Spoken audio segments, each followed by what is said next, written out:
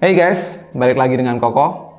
Kali ini saya akan bahas sebuah smartphone yang dari negara pembuat film drakor nih. Ya betul, Korea. Tapi bukan Samsung, melainkan LG. Setelah kemarin tuh saya ngubek-ngubek di beberapa marketplace, saya akhirnya nemu nih sebuah smartphone dari LG yang menurut saya tuh masih worth it buat dipakai di tahun 2021 ini. Ya, ini dia ada LG V50 10Q. Smartphone yang dirilis pada bulan Mei tahun 2019 ini juga sudah support 5G. Lalu kenapa smartphone ini worth it untuk tahun ini? Langsung aja kita mulai videonya.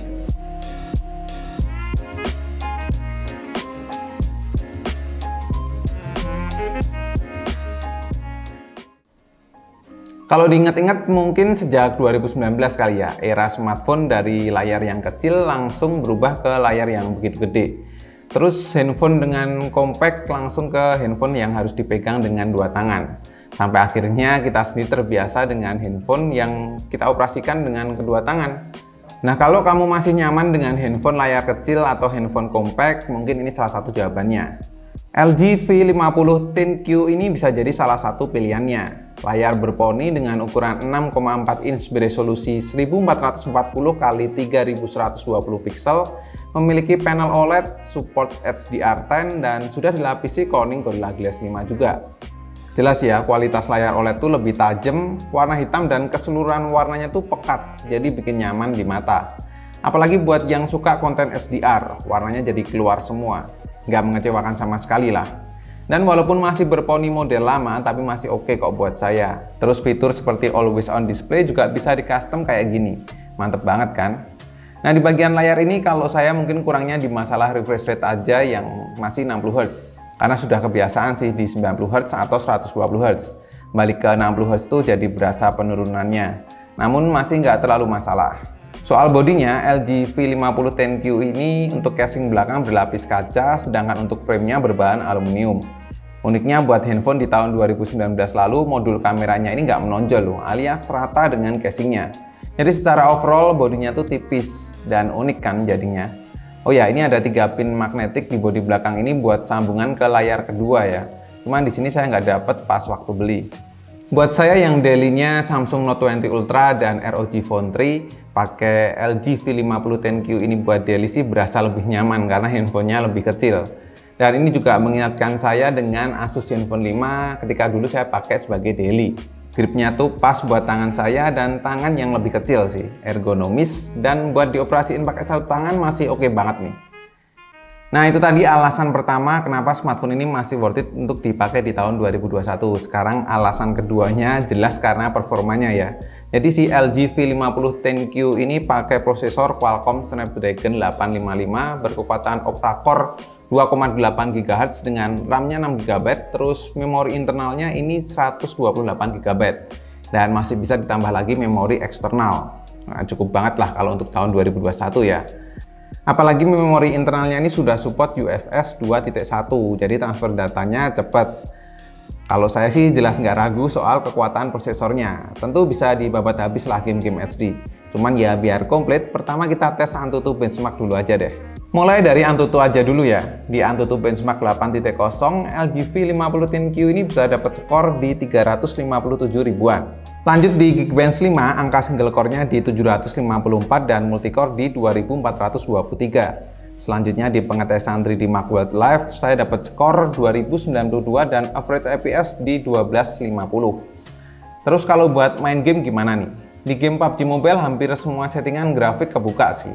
Mulai dari smooth extreme hingga ultra HD high pun bisa. Namun kali ini saya hanya coba untuk bermain di settingan SD dengan frame rate high saja. Di settingan ini beberapa kali saya bermain gambarnya smooth dan gak ada lag sama sekali. Cuman ada frame drop pas turun dari parasut aja. Mungkin itu karena saya sudah berulang kali main game. Tapi secara overall tentunya masih playable banget, bahkan gironya juga bekerja dengan baik. Saya sih nggak ada komplain. Terus di game Genshin Impact settingan defaultnya cuma di menengah, belum sampai ke teratasnya.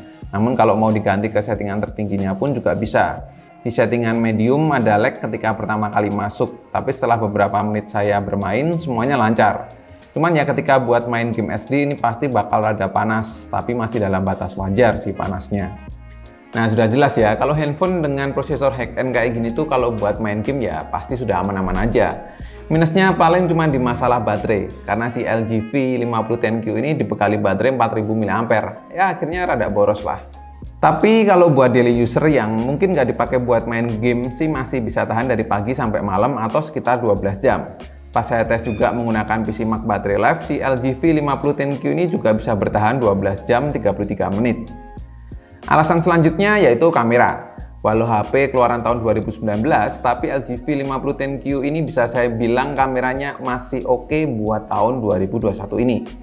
Selain karena fiturnya yang komplit banget, mulai dari slow-mo hingga timelapse bisa, terus dari video yang bisa merekam hingga 4K atau Full HD yang sudah dilengkapi ACE, tapi juga memang kualitas kameranya masih oke punya. Dengan setup 3 kamera belakang yang punya konfigurasi main kamera 12 MP aperture f1.5, ultra wide kamera 16 MP aperture f1.9 dan telephoto kamera 12 MP aperture f2.4.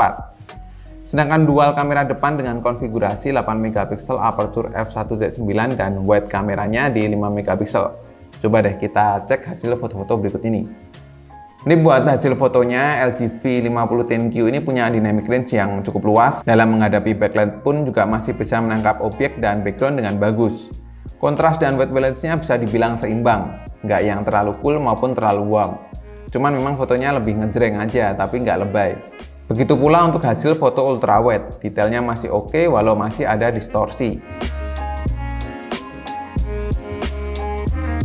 Sedangkan untuk hasil telefotonya ini hanya maksimal di 2 kali zoom aja. Setelah itu gambarnya kurang begitu bagus ya. Terus untuk di mode portrait, buat yang suka foto bokeh, LG V50 10Q ini mampu memberikan hasil blur yang oke. Separasi objek dengan background juga cukup rapi. Secara overall hasilnya masih oke banget lah. Cuman untuk detailnya kalau dibandingkan dengan smartphone keluaran terbaru sih masih kurang ya. Terus untuk kamera depan memang nggak terlalu spesial, tapi sudah oke lah. Apalagi ada mode wide, jadi bisa lebar ambil gambarnya, bisa selfie bareng-bareng. Dan untuk video hasilnya seperti ini. Cukup smooth ya untuk tahun 2021.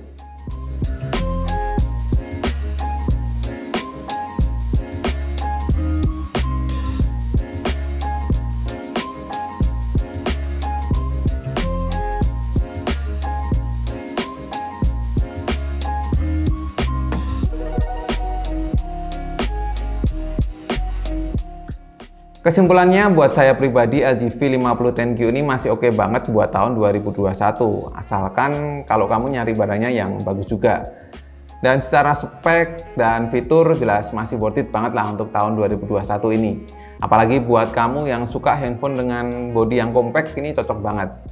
Dan apalagi kan si LG ini, LG smartphone ya khususnya, dia kan sudah nggak ada di Indonesia nih. Bisa jadi LG V50 10Q ini jadi barang koleksi gitu.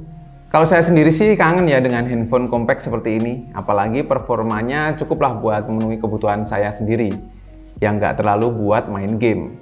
Nah, kalau teman-teman mau ikutan beli juga, nanti linknya saya taruh di kolom deskripsi deh, coba cari-cari di marketplace itu. Dan kelihatannya cukup sekian untuk video kali ini. Terima kasih banyak teman-teman yang sudah nonton sampai habis. Koko undur diri dan kita ketemu lagi di video selanjutnya. Bye-bye.